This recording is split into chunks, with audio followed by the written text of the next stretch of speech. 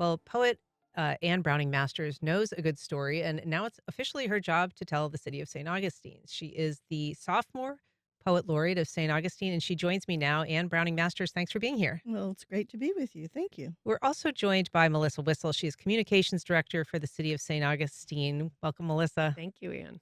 So, Anne, thanks for being here. Congratulations, first of all. What is the job of being a poet laureate, and how did you decide that that was something that appealed to you? In this case, I'm asked to participate at certain city events and provide a poem for the occasion. Okay. Okay. And so, is that at every occasion? Are you writing poems? Are you reciting poems? Tell us a little bit about the scope of the job. There's a calendar of events, but it's not every month all the time. So, for example, Arbor Day, the opening of a new city park. We have something we'll do for Poetry Month in about a week. And sometimes I write a poem for the occasion. Sometimes I have a poem that's already appropriate for the occasion. And there will be times when there are poems that are also appropriate that aren't mine that I might read. Describe your poetry for people who are not familiar with it. Okay. I write about two groups of people, as a subgroup in St. Augustine, the Floridanos and the Menorcans. The Floridanos are the descendants of the first Spanish settlers who came in 1565, and the Menorcans are a group of indentured servants who came in 1768 to Florida and then ultimately St. Augustine in 1777. And I write about their story. And they're a subgroup of population in St. Augustine who are still with us. I am a Floridana, and I am also a Menorcan. I was going to say Masters is a name a lot of people will know from around about St. Augustine. Um, and is Browning another one, or No, no? no. Masters is the Menorcan. Masters is the my husband's Menorcan name, Mm-hmm. and it was anglicized from mestre, maestre, de mestre, as my husband says, whatever the priest wrote that day in the baptismal record. Over time, obviously. His family names are pretty much Ponce and Masters and Andrew, or as we would say, Andreu at Hmm. one time.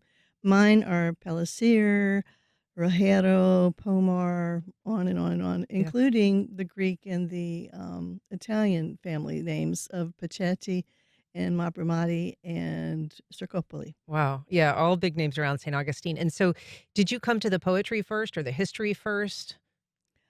I came to wanting to save the story because I write about common people.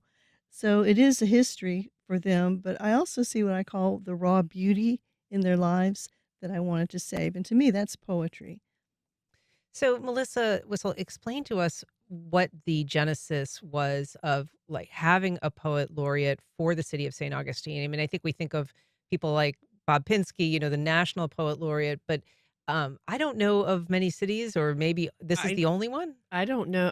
Great question. I don't have that answer. We did. It was recommended through very candidly my predecessor, who is a great writer as well, but made a recommendation to our commission after he had retired. Sent an email and was sort of you know speculating on the idea of the city needs a poet laureate. And at the time, Vice Mayor Roxanne Horvath, uh, she was she as our commissioner elected was sort of one of our representatives that was more in tune with arts, architecture, sort of the arts and culture aspect of things. So she kind of took that idea from Paul Williamson and said, I think that's a great idea. So we came up with a resolution, and it really falls into what it falls under is our strategic plan for arts education and community and outreach.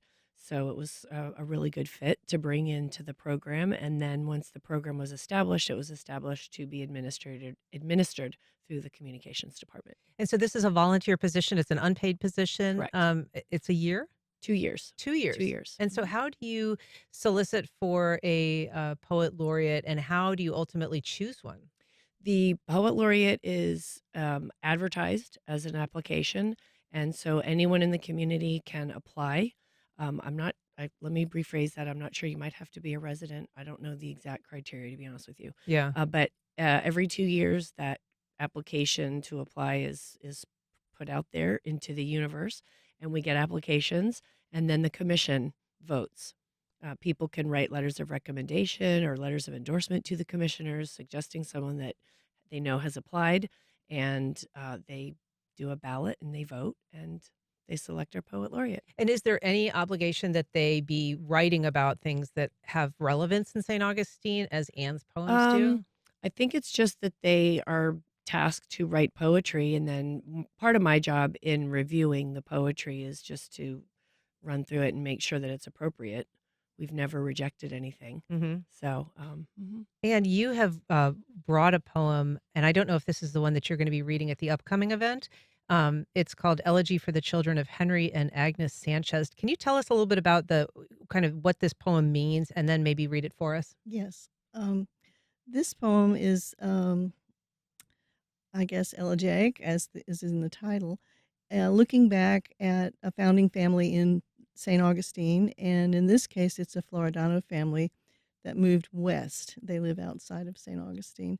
And it reflects on them as well as that common tie in many southern towns of the church fair and how people reminisce at the church fair and remember people who have gone on.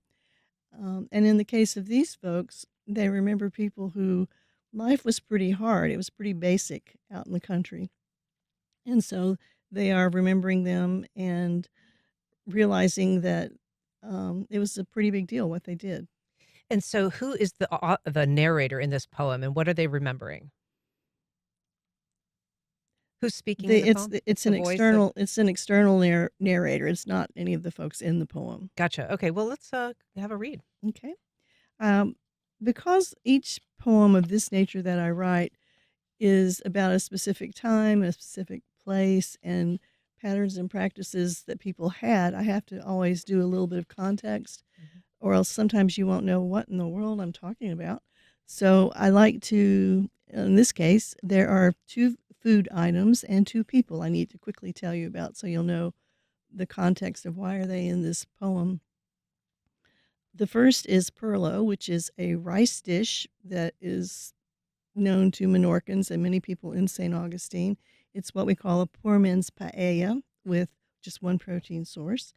The second is gopher stew. And I have to explain that a gopher in the Southeast is a land tortoise that was made into stew and was so popular. Now it is on the endangered species list, and you may no longer legally eat gopher stew. Alright. And I'm So, just gonna say before you get sure. going, we've got about, 2.5 minutes. This is Anne Browning Masters, Melissa Whistle joining us, and I'm just gonna let you read and, get as far as we can. Okay. Um, Two people. Preacher Triai was not a preacher, that was his nickname, and Father Langley, the church priest, was a teetotaler that men hid their beer from. This is the elegy for the children of Henry and Agnes Sanchez. Afraid to leave the graveyard, where a little less history waits outside, we tell stories by stones named for us. The lap of St. Ambrose Cemetery shifts to hold another pioneer child come home. The fair brings them back, spring blinking away a quarter second of funeral time.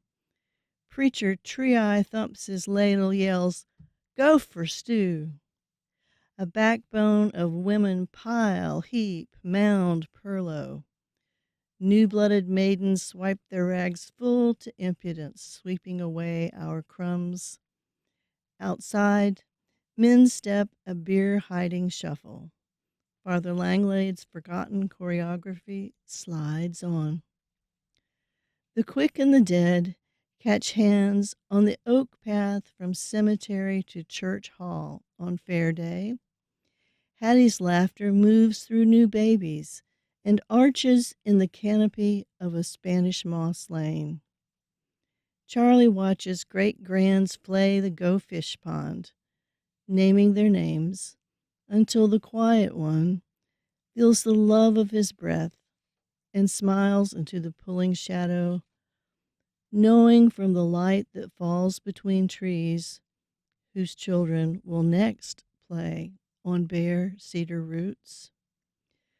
We have got shut their faith, yet fret after the pole stars who loved us. hanging back for an hour of cracker comfort to ease the gate click